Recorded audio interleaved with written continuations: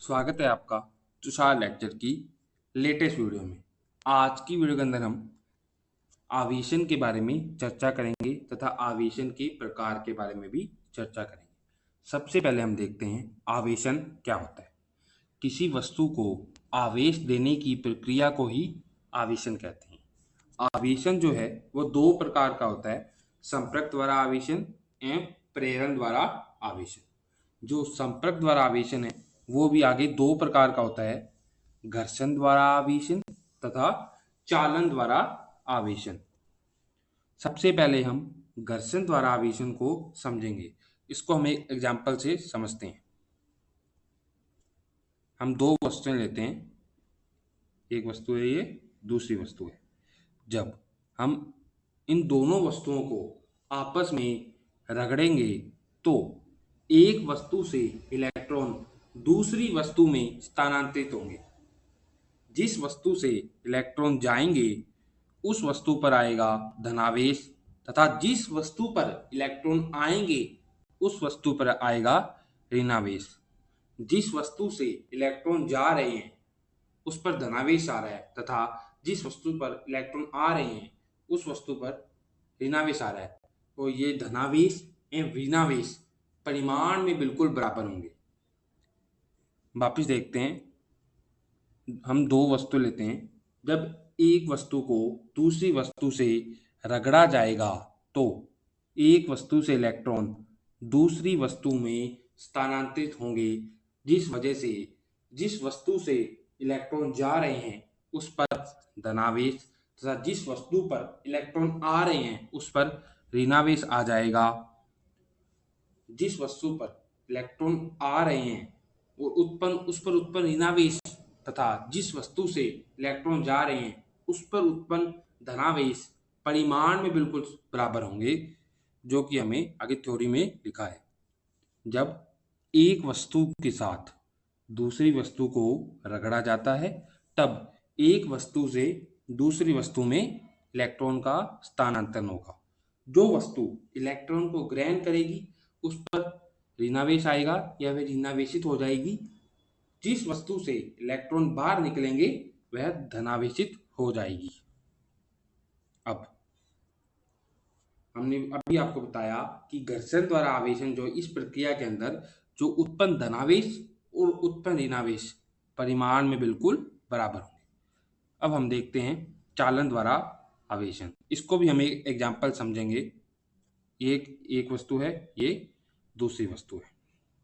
ये वस्तु जो है धनावेशित है, इस पे कोई आवेश है, और ये वस्तु जो है वो उदासीन है या अनावेशित है।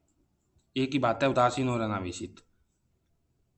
अब जब इन दोनों वस्तुओं को एक चालक तार है उस द्वारा जोड़ दिया जाता है तो ये जो वस्तु है इस पर ये धनावेश है वो अतिरिक्त आवेश है, क्योंकि यदि किसी वस्तु पर धनावेश और ऋणावेश बराबर होता है तो वस्तु उदासीन होती है।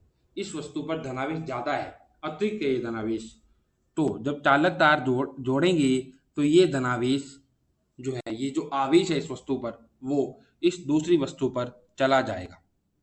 अब आपके मन में सवाल होगा कि इस वस्तु से आवेश इस वस्तु में कब तक स्थानांतरित होगा। इसको हम एक एग्जाम्पल समझते हैं। एग्जाम्पल के लिए हम दो टंकियों का एग्जाम्पल लेंगे। ये एक टंकी है जो जमीन से H1 हाइट पर है, ये दूसरी टंकी है जो जमीन से S2 हाइट पर है। इस टंकी में भी पानी है। अब इस टंकी से जो हमारी A टंकी है ये हमारी B टंकी है। अब A टंकी से B टंकी में पानी तब तक जाएगा जब तक इस दोनों टंकियों का जो लेवल है वो बराबर न हो जाए।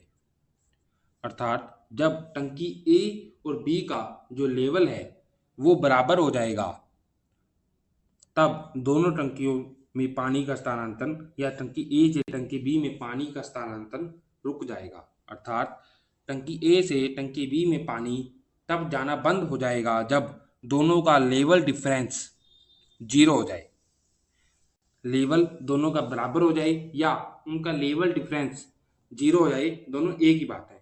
उसी प्रकार एक वस्तु से दूसरी वस्तु में आवेश तब तक जाएगा जब तक दोनों वस्तुओं का जो विभव है वो बराबर ना हो जाए, या इन दोनों के विभव का अंतर 0 ना हो जाए।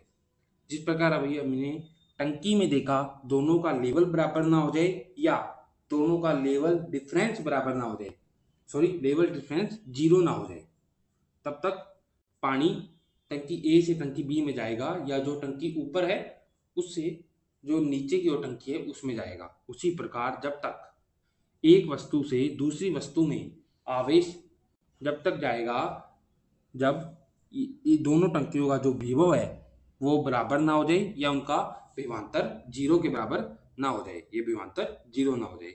विभव एवं विभवांतर को आने वाले जो चैप्टर है उसके अंदर हम डीपली पढ़ेंगे, तो एक बार इसको छोड़ते हैं। एक बार मैंने आपको समझाने के लिए एग्जाम्पल दे दिया और जब तक कब तक आवेश जाएगा वो भी बता दिया।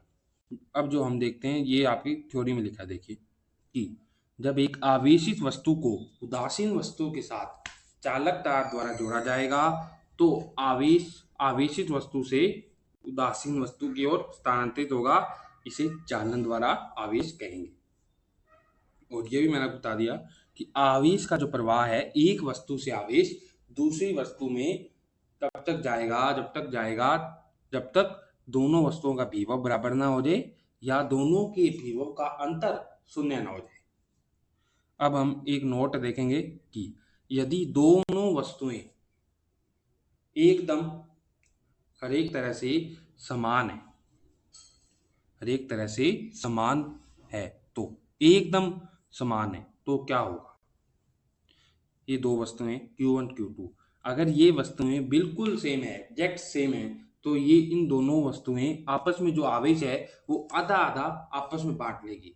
अर्थात इस वस्तु के पास यदि Q1 आवेश है और इस वस्तु के पास Q2 आवेश है तो ये वस्तुएं आपस में आवेश Q1 प्लस Q2 बटे 2 और Q1 प्लस Q2 बटे 2 के रूप में बांट लेगी। यदि ये जो नियम है ये तभी लागू होगा जब दोनों वस्तुएं बिल्कुल समान हो। ठीक है, इसको हम एक एग्जांपल और ले लेते हैं कि ये दो वस्तुएं दी हुई हमें, इस वस्तु पर माइनस का 4 कूलम आवेश है और इस वस्तु पर माइनस का 6 कूलम आवेश है। अब ये दोनों वस्तुएं बिल्कुल समान है, ये दोनों वस्तुएं जो हैं बिल्कुल समान है।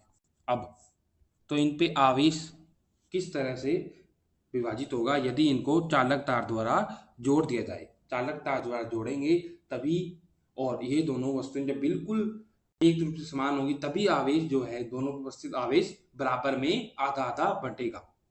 अब इस वस्तु पर माइनस का 5 कूलम आवेश था, इस वस्तु पे माइनस का 4 कूलम और इस पर माइनस का 6 कूलम आवेश था। अब दोनों एकदम समान है, इनको चालक तार द्वारा जोड़ दिया गया है। तो अब माइनस का 4 कूलम माइनस का 6 कूलम बटे 2 इक्वल टू माइनस का 5 कूलम, और यहाँ भी यही सेम, तो दोनों वस्तुओं पर माइनस का 5 कूलम और माइनस का 5 कूलम आवेश आ जाएगा। ये हमने अभी देखा कि दोनों वस्तुएं बिल्कुल समान थी और चालक तार द्वारा जोड़ा गया था। तो ये नोट यही कहता है कि इन वस्तुओं पर दोनों वस्तुओं पर जितना भी आवेश होगा दोनों वस्तुएं आपस में बांट लेगी। तो आज की वीडियो के अंदर हमने देखा कि आवेशन क्या होता है, आवेशन के प्रकार, घर्षण द्वारा आवेशन, जो आवेशन के प्रकार थे वो संपर्क द्वारा आवेशन और प्रेरण द्वारा आवेशन थे, और जो संपर्क द्वारा आवेशन था उसके दो प्रकार थे, घर्षण द्वारा एवं चालन द्वारा। हमने घर्षण द्वारा आवेशन एवं चालन द्वारा आवेशन आज की वीडियो में देखा। आने वाली वीडियो के अंदर हम प्रेरण द्वारा आवेशन देखेंगे। Thanks for watching. Please subscribe the channel, like the video and share the channel.